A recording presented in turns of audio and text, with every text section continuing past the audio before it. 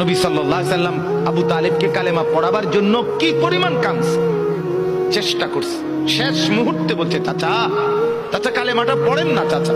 বলছে না, মানুষের কাছে বেইজ্জতি হব, পড়বো না, মানুষ লজ্জা দিবে।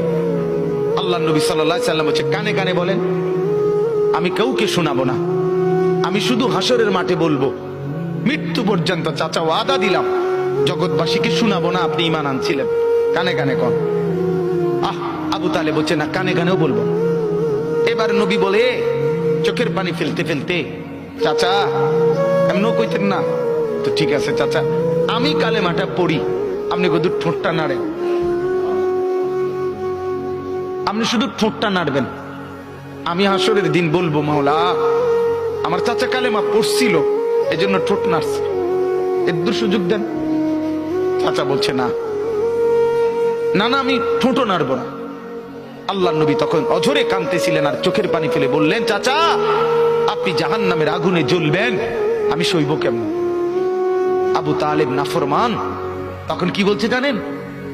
আন্নারু খায়রুম মিনাল আর। মুহাম্মদ, মানুষের কাছে লজ্জা পাওয়ার চাইতে আগুনে জ্বলা অনেক ভালো।